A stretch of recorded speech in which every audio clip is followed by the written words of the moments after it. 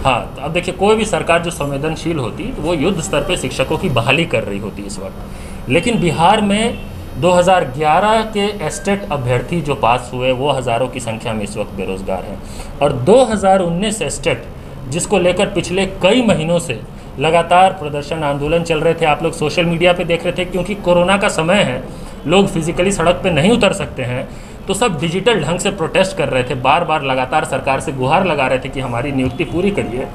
और सरकार ने क्या किया, देखिए, सरकार ने 12 मार्च को एस्टेट 2019 के 12 विषयों का परिणाम घोषित किया।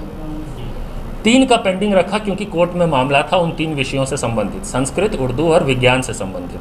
बाकी 12 विषयों में पेपर 1 और पेपर 2 को मिला के 24,599, राइट, 24,500 की है। इन सब की नियुक्ति पक्की है और इन सबको अब काउंसलिंग करके सीधा नियुक्ति ही देना है। इसके पर्याप्त सबूत पब्लिक डोमेन में है, सार्वजनिक है, 13 तारीख के अखबारों में है, 12 के स्टेटमेंट्स में है, कई बार ट्विटर पे कई सारे ऐसे ऑफिशियल हैंडल्स हैं, उन सब के स्टेटमेंट हैं। अब देखिए क्या है, मैंने आपको शुरू में बताया कि शिक्षकों के पद कितने खाली हैं। ये जो 2019 एस्टेट आया, ये आया 37,000 पदों के लिए, वैकेंसी 37,000 है। सरकार डिक्लेयर कर रही है क्वालिफाइड 24,599 को, मतलब टोटल वैकेंसी से कम को क्वालिफाइड कर रही है। लेकिन 21 तारीख को जब मेरिट लिस्ट की घोषणा होती है बीएसईबी की तरफ से, कई सवाल ये भी पूछे जा रहे हैं कि बीएसईबी क्यों मेरिट लिस्ट की घोषणा कर रही है, जारी कर रही है।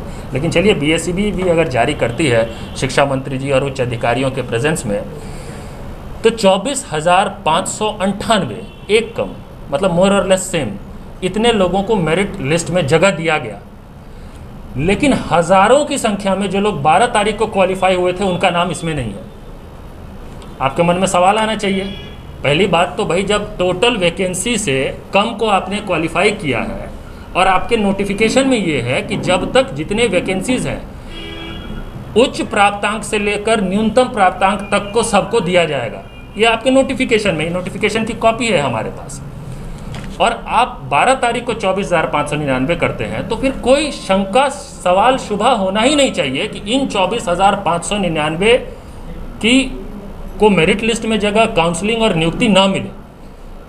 अब ये जब सवाल उठा, सवाल क्या है, देखिए, 2 कैटेगरीज बना दिए गए, एक है qualified but in merit list, एक है qualified but not in merit list. असल में 2 कैटेगरी नहीं है। जो मेन पॉइंट है मेरा वो ये कि असल में 3 कैटेगरी है। 2 कैटेगरी तो सरकार बता रही है, तीसरा कैटेगरी हम जानना चाहते हैं कि है कौन उन कैटेगरीज में। तीसरा कैटेगरी है not qualified but in merit list. वो उस कैटेगरी में कौन लोग हैं भाई? अगर 24,599 में से 24,598 मेरिट लिस्ट में आ गए और अगर उसमें से हजारों बाहर हो गए, तो कौन हजारों हैं जिन्होंने जगह बना लिया और किस आधार पे बनाया? क्या सरकार को बताना नहीं चाहिए? इतनी पारदर्शिता न्यूनतम नहीं होनी चाहिए क्या? कम से कम आप कहते हैं नोटिफिकेशन में कि आप विषयवार ढंग से कट ऑफ बताएंगे, क्यों नहीं बता रहे अभी? आप देख रहे हैं तरह तरह के, और हमारे पास सारे एविडेंसेस, डॉक्यूमेंट्स हैं जो ये बताते हैं कि कोई जिसको हायर स्कोर आया है, किसी को जिसको ज़्यादा स्कोर आया है, वो बाहर है मेरिट लिस्ट से, और जो कम स्कोर वाला है वो मेरिट लिस्ट में है।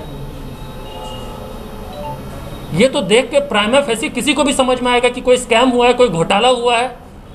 अरे स्कैम घोटाला नहीं हुआ है तो कम से कम कई सवाल होंगे। आज आपके माध्यम से बिहार के मुख्यमंत्री श्री नीतीश कुमार से हमने 7 सवाल पूछा है। आपको उस विज्ञप्ति में भी हम बताएंगे कौन से 7 सवाल हैं। या तो बिहार सरकार को, बिहार के मुख्यमंत्री को, बिहार के शिक्षा मंत्री को इन 7 सवालों के पूरी पारदर्शिता के साथ जवाब देने चाहिए, या फिर इसके स्वतंत्र जांच की सिफारिश उनको करनी चाहिए। अगर वो पाक साफ है तो, अगर वो खुद इसमें मिले हुए हैं तो फिर वो क्या ही सिफारिश करेंगे सीबीआई जांच की या किसी तरह की जांच की? तो इससे पता चल जाएगा कि इस एस्टेट 2019 के नाम पे जो मेरिट लिस्ट तैयार हुआ है, इसमें जो कई सवाल हैं, कई जो डिस्क्रिपेंसीज हैं, अब तक हम डिस्क्रिपेंसी कह रहे हैं, जबकि प्राइमा फेसी हमारे पास एविडेंस है जिसके आधार पर हम कह सकते हैं कि घोटाला हुआ है। ये शिक्षक भर्ती घोटाला हुआ है बिहार में एस्टेट 2019 के एप्लीकेंट्स के साथ। एस्टेट 2011 के साथ तो अन्याय हुआ ही, जो 94,000 है उनके साथ तो हो ही रहा था अन्याय, जब स्ट्रेच किया जा रहा था। अब उनको काउंसलिंग का डेट दिया गया है।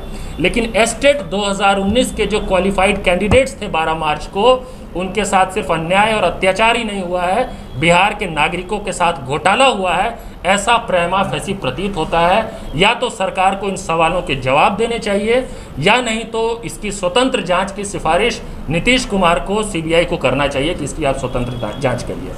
अब इसमें देखिए, मैं बताता हूं कि करप्शन का आरोप क्या है। ऐसे भी आरोप लग रहे हैं कि अभ्यर्थियों को फ़ोन कॉल्स आए, कहा गया कि बीएसईबी की तरफ से हम फ़ोन कॉल कर रहे हैं, सेक्रेटेरिएट से फ़ोन कर रहे हैं, आप इतने बजे तक यहाँ पे आ जाइए 1 लाख रुपया लेकर। ऐसे भी आरोप आए हैं कि 1 लाख रुपया लेके यहाँ पे आ जाइए।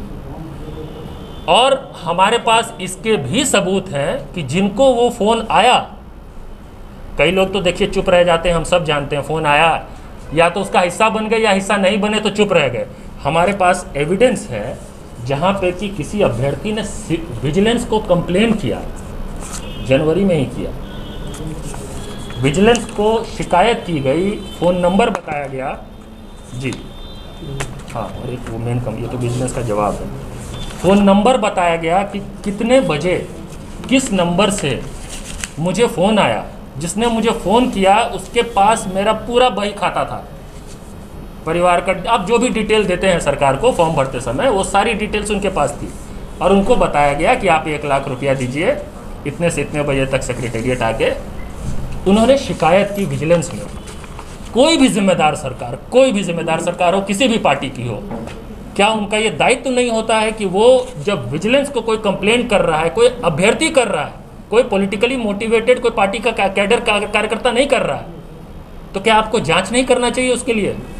3 महीने बाद विजिलेंस ने उस पर रिस्पॉन्ड किया, उस लड़के को जवाब आया उसका, लेकिन जवाब के बाद उस व्यक्ति को, उस लड़के को, उसका जो स्थानीय थाना था, वहाँ पे ये कहा जाने लगा कि आप पहले वहाँ पे एफआईआर करिए, तब हम लोग देखते हैं कि कुछ करते हैं या नहीं करते। आप सब जानते हैं कि जो अपनी रोजी रोटी के लिए मेहनत कर रहा है, नौकरी करना चाह रहा है, वो कितने इतने पचड़े में पड़ेगा जब विजिलेंस को वो लिख कर दे रहा है। ये देखिए, ये ईमेल की कॉपी है जो विजिलेंस को लिख कर उसने बताया है, फ़ोन नंबर दिया, टाइम बताया, डिटेल बताया, क्या बात हुई ये बताया। क्या ये पर्याप्त सबूत नहीं है कि सरकार अपने स्तर पे इस मसले की कम से कम, इस लड़के की कम से कम जांच करा ले? ऐसे कई, आप एक नहीं है, कई लोग कह रहे हैं कि हमको भी फ़ोन आया, हमको भी फ़ोन आया, हमको भी फ़ोन आया।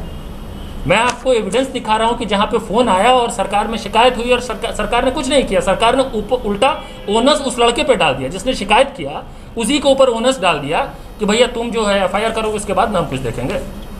और क्या चाहिए आपको जांच करने के लिए? अब ये सब देखने के बाद किसके मन में ये सवाल नहीं होगा कि कुछ ना कुछ घालमेल, कुछ ना कुछ खेल हुआ है? वो खेल किसने किया है, किसके इशारे पे हुआ है, कौन उसका बेनिफिशियरी है?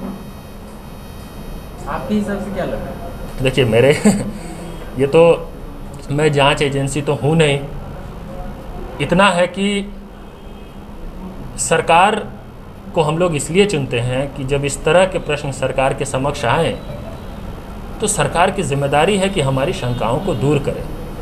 जब सरकार शंकाओं को दूर करने की बजाय डैमेज कंट्रोल करती है, आप देखिए अभी 2 दिन से चल रहा है डैमेज कंट्रोल, शिक्षा मंत्री क्या क्या कह रहे हैं